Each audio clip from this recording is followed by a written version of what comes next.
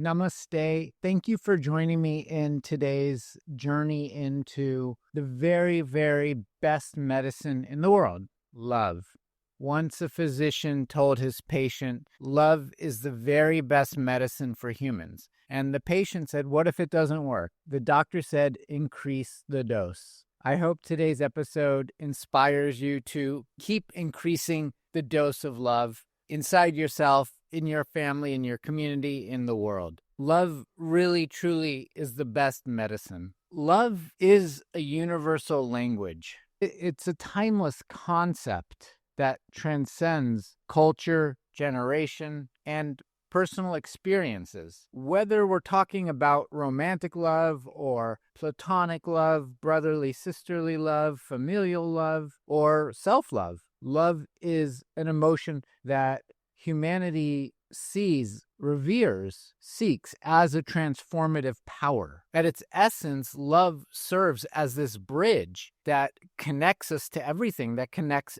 individuals, that connects people to nature, that mends broken hearts, and it even promotes healing in ways that science is just beginning to understand. This concept that love is the best medicine is more than a nice poetic sentiment. It encapsulates the infinitely profound way love influences human life, really on every level, from physical health to our emotional resilience, and on a major scale, societal harmony. If we were actually in love, we couldn't hurt and kill each other. For centuries, as long as we've been here, philosophers, poets, high-level thinkers have all extolled love's virtue. The best songs in any genre of music are love songs. Even these high-level thinking philosophy people, Aristotle, he spoke of love.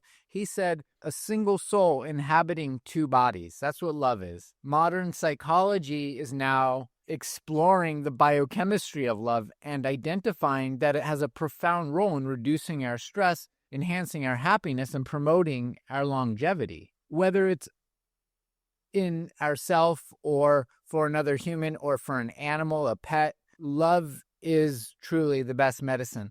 Across time and across all these different disciplines, it's one truth that persists, one love. Love is the fundamental force that nurtures our growth. It fosters our understanding and provides solace in moments of despair. The mystic musician, poet Bob Marley said, one love, one heart, let's get together and feel all right. So we're going to explore the myriad ways love acts as medicine, physically, emotionally, socially, spiritually. And we'll look at some scientific research that's been done and see the different ways that that is being proven as evidence that love not only is a human necessity, but a remedy. It's a remedy for the illness. What's the greatest illness? A separation from self. What's self? Self is love. Self is God. God is love. Love has a curative power. In an increasing world of division and stress, there's no better medicine than love. It offers keys to healing individuals and communities and countries and the world. Love's impact just on the physical body is profound. Science has repeatedly demonstrated that the tangible effects of love are unmistakable on our physical health. When an individual feels loved or engaged in loving acts, the brain releases this cascade of chemicals that positively influence our bodily functions. Oxytocin, the love hormone, plays this pivotal role. This neuropeptide is released into our body when we have touch, physical touch.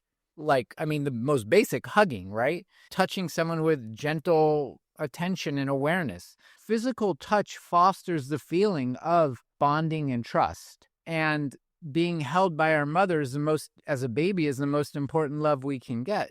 It tells us that the world is safe and that we're wanted and that the world is beautiful and that we are going to be loved and that it is okay to love back. On a scientific level, oxytocin is linked to lower blood pressure, improved wound healing, strengthened immune system. Like a lack of love, though, creates heart attacks, high blood pressure. When do the most heart attacks happen? On Monday morning, when people are stressed, they have to go back to work. They don't love their job. They hate their job.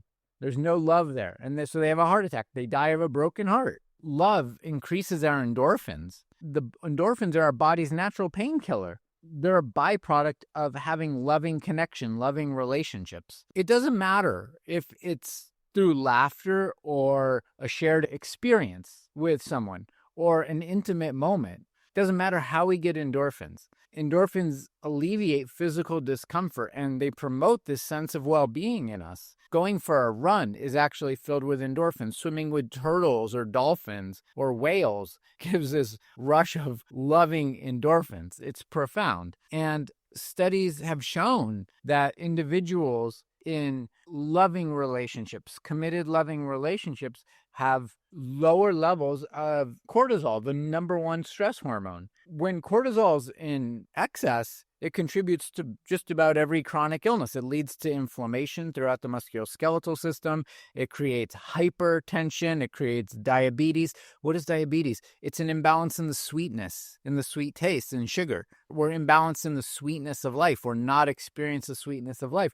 So sometimes diabetes is caused by excess consumption of sugar. We're going for sugar because it's not happening in our heart. There was a groundbreaking study at the University of Pittsburgh that showed that married individuals who reported that they loved their marriage, that they had marital satisfaction, they had substantially lower cardiovascular problems in comparison to married couples who reported being unhappy. The sense of security and that sense of affection that we get when we're in a healthy relationship creates a buffer. It's a protection against the wear and tear of all the daily stressors we're exposed to. And this oxytocin, this love, allows us to be in homeostasis. Our nature is love. So when we have love flowing through us on a purely physiological level, our body does what it's supposed to do, and that's live a long, healthy, vital, inspired life. The link between love and physical healing is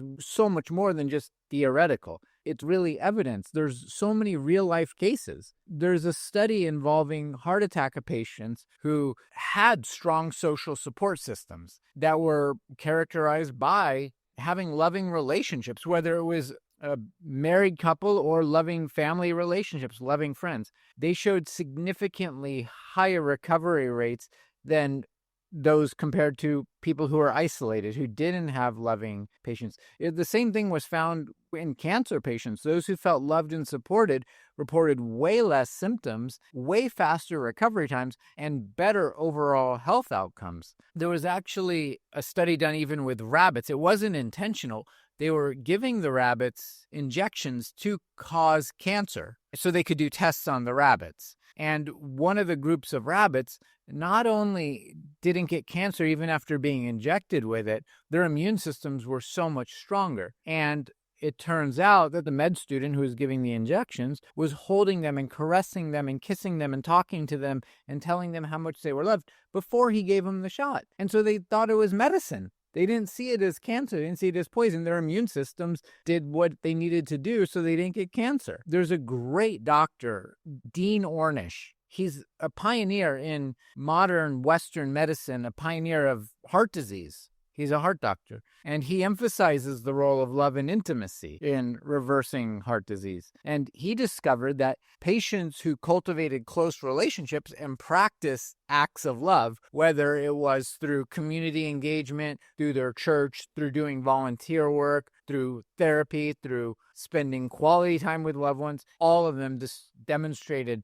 these really profound, marked improvements in all of their health metrics. Then taking it to the level of intimacy, intimate relationships and longevity, there's a direct correlation as well. The benefits of love are not limited to these medical crisis kind of situations. They extend to longevity and our overall quality of life. And even more of these studies have been done showing that married individuals in these long-term partnerships live longer and healthier and more satisfying lives than their single counterparts. Physical affection holds such a profound effect on our health. Simple things like holding hands or cuddling releases so much oxytocin, which lowers our stress levels and improve our heart health. Now there's therapeutic cuddling. People pay really big money to just literally be held for a few hours at a time. And it works. The evidence is clear. Even more than just the physical touch, or in addition to physical touch, these studies are showing that couples who communicate effectively and share with emotional intimacy also report substantially fewer chronic illnesses and really much, much higher rates of happiness. There's a profound wisdom in sharing our hearts with other people, our intimate partners, but even our closest friends. There was a major study done with 900,000 people that found that those who had strong social bonds were 50% more likely to survive over a given period compared to those without them. Love is not just a pleasant emotion. It's a biological imperative for survival and thriving. Love is essential for our emotional well-being. Our emotional well-being is essential so we're experiencing love. Really, love is perhaps the most celebrated medicine for its ability to heal emotional wounds. We live in a world where there's so much loneliness and so much depression. It's rampant. Love provides feeling loved and valued, mitigates those feelings of isolation and loneliness. Isolation and loneliness are the precursors to numerous mental health challenges. So love acts as a buffer against anxiety, depression, chronic neurological issues. It helps us develop resilience whenever we're facing adversity. If we know that there's someone who loves us, if we have love in our heart for someone, we have resilience no matter how hard situations are. There's this thing called attachment theory that was developed by a psychologist, John Bowlby. It underscores the role of love in emotional health. Secure attachments, which are usually, they should be formed in early childhood, are foundational for our emotional stability. These bonds, whether it's with a parent or a caretaker or a friend or a partner, it creates a feeling of safety and belonging that really shields us. It's our immune system against psychological distress. There's so many different forms of love. Each one of these forms of love has its own healing power. Looking at this, like the three main types of love: parental love, platonic love, and romantic love. Unconditional love fosters a sense of security in children, helping them to ultimately navigate the challenges of life with confidence. Hopefully, a parent's love is unconditional. However, it might not be in this modern world. We love our own children, but we don't love the neighbor's children. So it is a little bit conditioned based on the child as ours, but the love is still there. There's studies that show that children who grow up in a loving environment develop way less anxiety and depression later on in life, and they tend to live longer, healthier, more productive, more satisfying lives. Platonic love is the love we have with our friendship, and friendships are a major source of emotional nourishment. We need strong support networks. We need friends who can provide us comfort and advice and companionship and all the things that a community is supposed to provide. So this platonic love also has been proven to reduce at least mental health disorders. But I would say anytime we're feeling love, we're improving physically, mentally, and emotionally. And then the romantic love, there's an entire holiday dedicated to that, and an entire company making Hallmark cards to celebrate this, making billions of dollars, called Valentine's Day. Romantic love, romantic relationships offer not only passion, but hopefully an emotional stability as well. When a couple prioritizes good communication, empathy, and mutual respect for each other, it's another source of strength when we're going through life's ups and downs, when there's massive storms that we have to weather. It doesn't matter which type of love we're experiencing, we need to experience love. Now, the most profound love of all truly is unconditional love. It is the most powerful love of all. The great late Western sage Baba Ram Dass said, if you find someone who can unconditionally love you, you've hit the universal jackpot. That was his guru for him, Neem Karoli Baba. Unconditional love means if you kill me, that's your karmic predicament. I still love you. That's what Christ said when he was being nailed on the cross. Forgive them, for they know not what they do. Unconditional love. Love given without any expectation back. It's very rare, actually. Acts of kindness, compassion, and forgiveness are the embodiment of this ideal. Unconditional love has the power to transform individuals on levels that nothing else can do. It inspires us to grow. It inspires us to heal. It inspires us to become better people. There's so many stories of people whose lives have been irrevocably changed simply by the act of being loved without judgment. There are very few of us who can love unconditionally. So if you find that, hold on to that. Not with with attachment, yeah. Hold on to that unconditional love and seek to become unconditional love. One compelling example is the transformative impact of foster parents. Foster parents, especially those who are good foster parents, and they provide unconditional love to children from traumatic backgrounds, and being given up for adoption to foster care in and of itself is traumatic because the biological parent is saying, I don't want you. The child without a prefrontal cortex fully developed doesn't understand that it's not about them. So these foster parents who really do provide a loving support system, it's profound. Offering a stable and nurturing environment, children who have been given up for adoption can heal from past wounds and actually have a very healthy future. And beyond this unconditional love, there's nothing beyond unconditional love. In addition to unconditional love, we have to look at societal impacts of love, because love is a unifying force, and it expands, it extends, it connects way beyond the individual. It's really there to influence, connect the entire society. Acts of love and compassion bring communities together. I mean, we see it all the time when there's a natural disaster, communities coming together, countries coming together, the world coming together to assist. But what about when there's not a natural disaster? Other than there's someone on the street hungry. There's millions of people starving every day. On some level, that is a natural disaster. The fact that there are as many or more obese people than there are starving people doesn't make sense to me. There's enough food on the planet that every person can have a meal every day.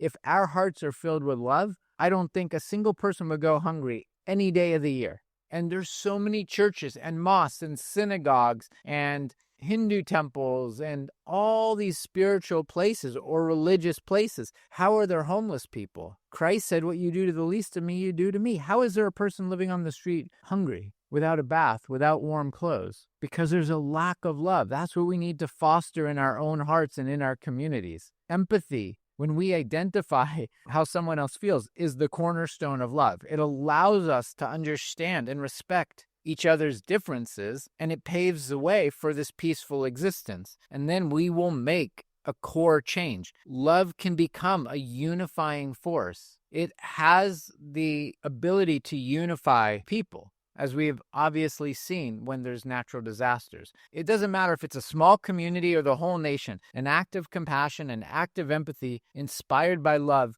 will break down the barriers, will resolve conflicts, and create a sense of collective belonging. When there's flooding in New Orleans, when there's an earthquake, we're working hand by hand, side by side, with people we don't know. We don't care what religion they're from. We don't care what food they're eating each day. We don't care who their parents were, who they voted for. All we know is that person's there to help me, help my brothers and sisters who are in the flood or the earthquake or whatever the situation. It dissolves the division. It dissolves the discord. It is the antidote. Love is the antidote. When we are in empathy, it allows us to step into another person's shoes for a moment and cultivate some kind of mutual understanding without judgment. Consider the global movements of social justice and equality that we've seen. They're all rooted in love for humanity. In the United States, we had the civil rights movement led by Dr. Martin Luther King, and then someone without love made sure that he couldn't keep going. But there were so many people afterwards who did. His love was fueled by a philosophy of nonviolence and the belief in the intrinsic worth of every individual. Dr. Martin Luther King, there was a famous quote. He said, "Hate cannot drive out hate. Only love can do that." This encapsulates that transformative potential of love to foster societal change. Any act of compassion has a global impact. On the small scale, individual acts of love and kindness do have far-reaching effects. It's like throwing a pebble in a still lake. That ripple goes through the whole lake. No matter how small, that ripple changes the whole lake. That ripple effect is a single compassionate act, and it inspires others to follow the same. It creates a chain reaction of goodness, of goodwill. There's so many examples that demonstrate how love, when expressed through altruism, changes our lives. It changes the community. There's so many charitable activities, Embracing the World, Doctors Without Borders, that exemplify this principle. These institutions are built 100% on the foundation of complete selfless love and compassion for people and for the earth. These organizations, Embracing the World, Doctors Without Borders, they address all issues in society: hunger, disease, nature, disaster relief. They embody the notion that love transcends all differences. Love doesn't care. The sun, it's like the sun shining on 100 pots of water. The sun doesn't say, "Are you from this country? Are you from this country? Is this your political affiliation? Did you vote for this person? Who's your neighbor? What did your parents do?" The sun shines equally on all the pots. Likewise, love is equal for all beings.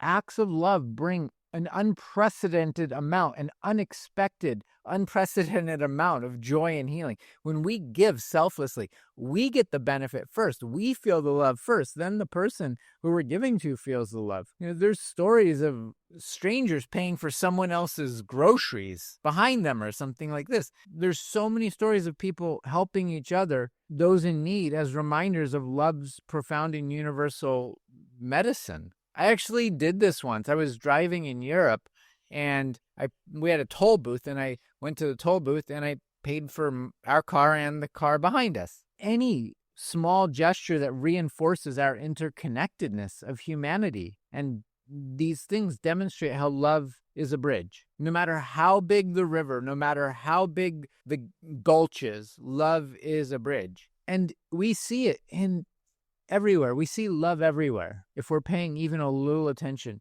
It's in our culture. It's in our art. It's in our literature. It's in our poetry. It's in our music. All of these things celebrate love as a force of unity and healing. Love is the expression of the universe. It's there to inspire us, and we are there to inspire others. There's so many novels about love. Pride and Prejudice by Jane Austen is profound. 100 Years of Solitude by Gabriel Marquez explores the transformative effects of love on individuals and communities. There's so much art out there. What's the famous thing? The Kiss, the artwork, the painting is called The Kiss. It captures the intimacy and universality of love. Google this. Look at this image. I forget the painter's name, but it's called The Kiss. It's beautiful. It transcends culture and linguistic limitations. Music, the global language of love. Whether it's the Beatles or Stevie Wonder or Michael Jackson or whoever the newest pop star is, or reggae music, even in so much of the heavy metal in the 80s and 90s, so many love songs everywhere throughout history. Love songs, they highlight the beauty of love and serve as a catalyst for us to reflect upon and to, on some level, embrace love in our own lives. To me, I love music, and I love listening to music, and I love a lot of love songs. It brings joy to my heart. Even from musicians who I don't particularly listen to or like, if I hear a beautiful song. I'm not a huge fan of Miley Cyrus. If you're listening, Miley, sorry. But she sings a beautiful song, Forgiveness and Love. It is so beautiful. So I listen to that song. When there's unconditional love, we're in joy. When there's conditional love, or even kind of a toxic love, which I wouldn't even say is love, it does the opposite effect. Love is pure and healing, and it can be misunderstood or even misapplied. Conditional love codependent love that's rooted in selfishness or a need to control creates toxic relationships or toxicity in a relationship. When love becomes possessive or manipulative, it ceases to heal and instead causes harm. And at which point I would say it's no longer considered love. Here's an example. Take a romantic relationship, and then there's jealousy and dependency, but it's masqueraded as love. But it ultimately is undermining to the mutual respect and trust that a partnership should have.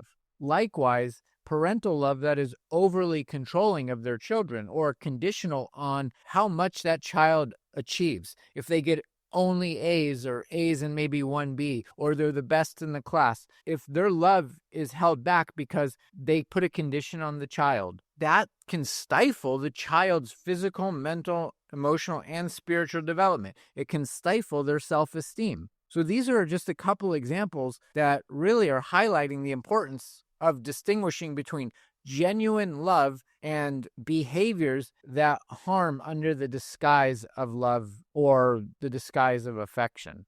And then we really do need to understand that another challenge is in balancing love for others with our own self-love. Yeah, love is a powerful force for healing. Neglecting oneself in the pursuit of caring for others can and does often lead to burnout and resentment. There must be a healthy relationship to ourself. Again, healthy relationships are built on mutual respect and understanding, where the individual prioritizes their own well-being in addition to or alongside that of our loved ones. Self-love is not selfish. It's the foundation of all other love, all other forms of love. We can't truly love another human being unless we love ourselves. It's from that love of self that we see that same self in all others. When an individual takes the time to nurture themselves, whether it's through self-reflection or self-care or setting boundaries,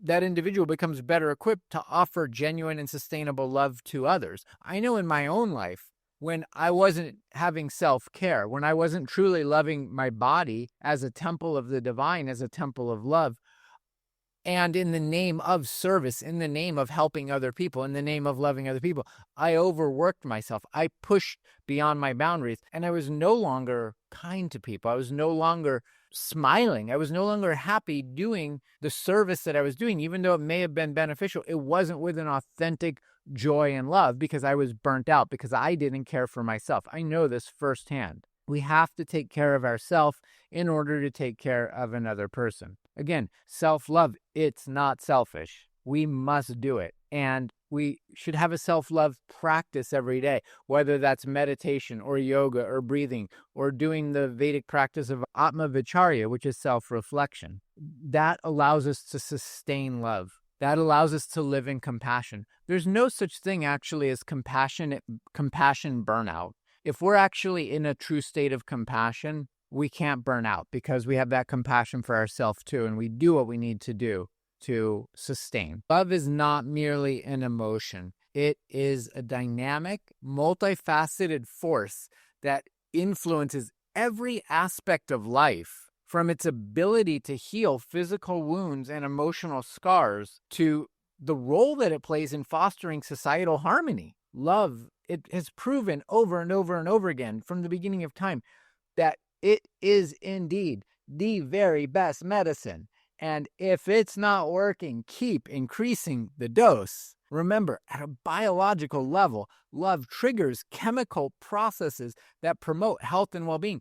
We don't need to go out seeking drugs. We got a pharmacy inside of ourselves. Emotionally, love provides a refuge in times of turmoil. Love offers support and resilience. On a societal scale, the acts that we do of love and compassion have the power to, and do, it's proven, it unites people. It bridges the divides. It inspires transformation. I don't watch that many movies, but sometimes I do. And when I watch a movie that's filled with love like that, it brings me to tears. And it's actually sad that it brings me to tears because it should be so commonplace, these acts of compassion, that it's normal, where we don't need a movie to inspire us. There's a news channel that I watch on the internet, goodnewsnetwork.org. It's the only news I watch because it goes around the planet and shows all the amazing, beautiful things that humans are doing with, for, to each other and the planet every single day.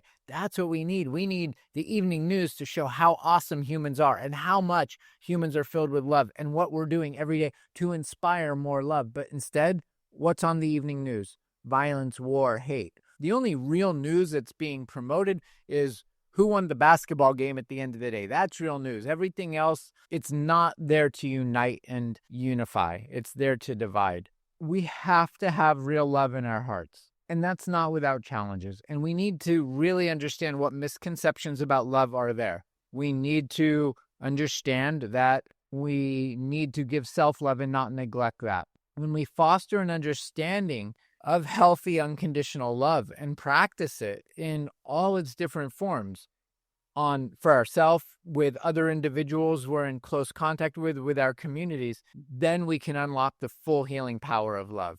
Our world is fraught with conflict, division, uncertainty. Love is the best medicine. This is the most relevant thing of our time. We used to believe in survival of the fittest. It's survival of the kindest. That is the revolution. That is the evolution. Survival of the kindest. The survival of the most love. Survival of the most high. Not high from some drug, high from love. Nothing gets us higher than unconditional love, because it's not a high that brings you back down. It's a high that sets you free. Embracing love as the guiding principle in our life offers hope for a brighter, more connected, compassionate future. One where the healing power of love transforms our lives and it heals our hearts and it builds a permanent bridge that we all walk on together. With the foundation of love established in our hearts, let us establish a world where love is the commonplace.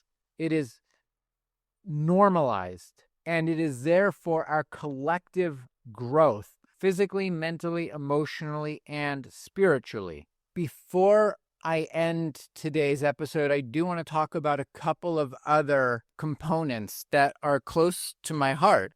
And that's intergenerational bonds in healing. Love shared across generations between grandparents, great-grandparents, grandparents, parents, children, also offers opportunities for emotional and psychological growth. It also offers a lot of opportunity for generational trauma to be passed down and persist. Grandparents, I really think, in traditional societies, grandparents played a pivotal role in transmitting the familial wisdom and the traditions in an unconditional, loving, supportive way. For people who had grandparents of this nature, these intergenerational bonds provided stability, especially during times of conflict or upheaval. But now, more than ever, we're passing on intergenerational trauma.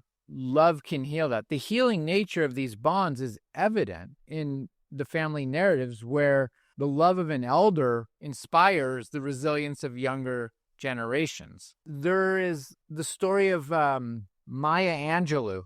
Her grandmother's unconditional love during her tumultuous childhood became the cornerstone of Maya Angelou's strength and creativity. She owes everything to her grandmother. Her ability to rise above the hardships is a really great example, a testament to that enduring power of intergenerational love and what's possible when that love is there. There's also scientific research showing this as well, revealing the health benefits of these close family ties. There was a study done in the Journal of Gerontology that found older adults who maintained loving relationships with their grandchildren throughout their lives experienced dramatically lower rates of depression and increased life satisfaction than elders who did not keep in touch with their grandchildren. And likewise, the children who felt loved and supported by their grandparents developed higher levels of self-esteem, emotional intelligence, and were happier and more successful in life. Intergenerational love has the potential to break the cycles of trauma and dysfunction. There are so many families in this world of every culture, of every continent, that are burdened by these generational hardships, poverty, addiction, physical abuse, sexual abuse, mental, emotional abuse. When love is prioritized, these generational traumas can heal. There has to be a sense of safety. In order to feel love, first we have to feel safe. Compassionate inquiry therapists provide a methodology of feeling safety and without judgment, without guilt, without shame. So we can begin to look at this and unravel it in a place where we feel seen and heard and loved. There are so many programs out there to deal with this in ways that are somatically empowering, not just seeing the person as wrong or that they have an illness or anything like that. There's so many programs that are about open communication and rebuilding trust and connection, first to ourselves, then to others. But we have to have a mutual understanding. We have to have nurturing bonds. We have to have a dynamic interplay of safety and love and trust. When that's there, love becomes like, again, I was saying earlier, the love becomes a ripple. It doesn't just stop with the individual. That love can be taken back into communities, and communities can be healed. It will then perpetuate a cycle of healing that extends far beyond any one single family.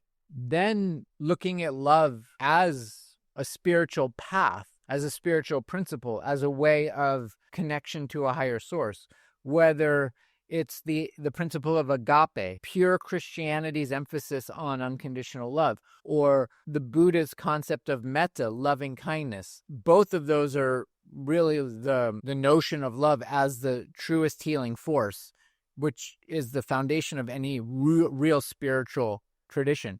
Christ's teaching that he emphasized the power of love and forgiveness as healing. Love thy neighbor as thyself.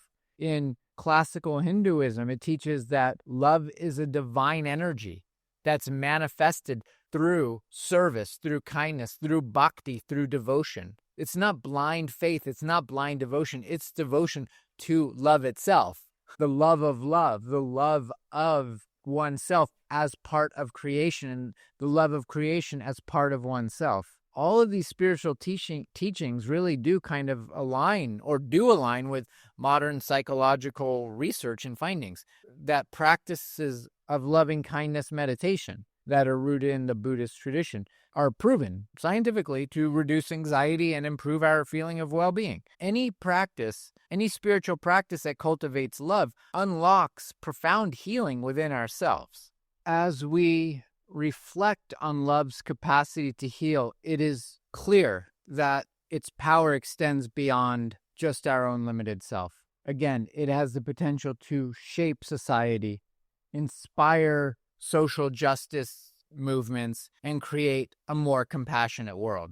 By embracing love as the guiding principle in our life, humanity truly can transcend division. We can overcome any challenge, and we can build a future rooted in empathy and connection and compassion.